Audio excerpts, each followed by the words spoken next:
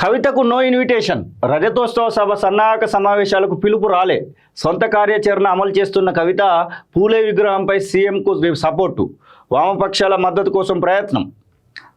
Warangal సభపై MLC Kalvakuntla Kavitha silent అయ్యారు. ఆమెకు party silver Jubilee వేడుకలకు ఆహ్వానం లేదా, అందుకే సన్నాహక సమావేశాలకు హాజరవ్వడం లేదా అంటే అవునన్నటువంటి చర్చ మాత్రం జరుగుతూ ఉందంట.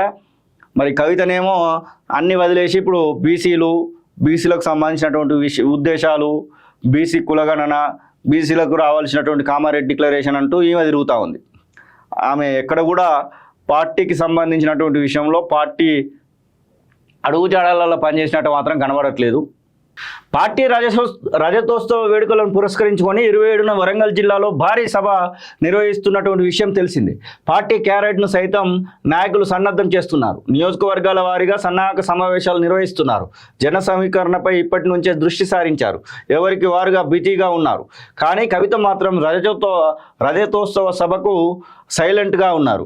ఆమెకు వేడుకలకు ఆహ్వానం అందలేదా, కావాలనే పార్టీ పక్కకు పెట్టిందా అనేది ఇప్పుడు హాట్ టాపిక్గా మారింది. ఎప్పుడు పార్టీలో చురుగ్గా ఉండే కవిత కీలక సమయంలో ఎందుకు స్పందించడం లేదనేది అంతు చిక్కడం లేదు.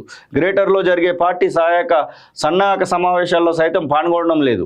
కావాలని ఆహ్వానించడం లేదా, లేకుంటే ఆమె జాగృతి ప్రోగ్రామ్స్తో బిజీగా ఉండడంతో పాల్గొనడం లేదా, అసలు పార్టీలో ఏం జరుగుతుందనేది ఇప్పుడు చర్చకు దారితీసింది.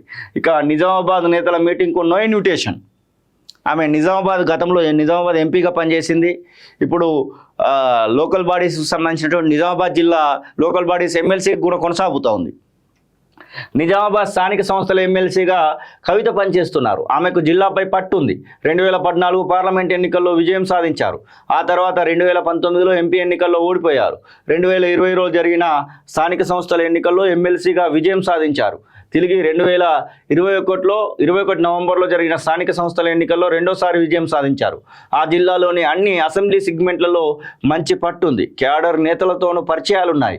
అయితే పార్టీ సన్నాహక సమావేశాలు అన్ని జిల్లాలతో పాటు నిజామాబాద్ జిల్లాలోని నియోజకవర్గాల్లోనూ జరుగుతున్నాయి.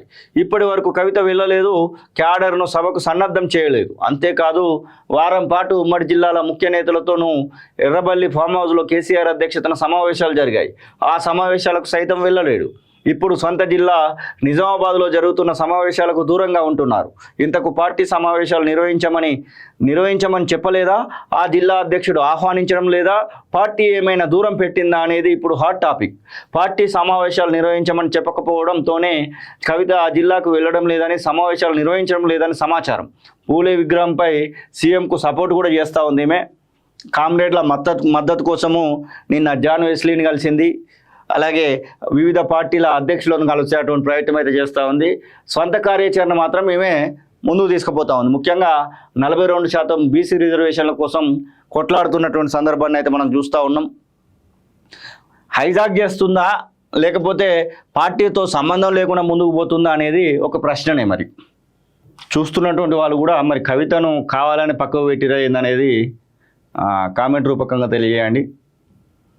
మరొక వైపు మరి 27వ తారీఖు రోజు అసలు మీటింగ్కు పాల్గొంటుందా అనేది కూడా ఒక ప్రశ్నే.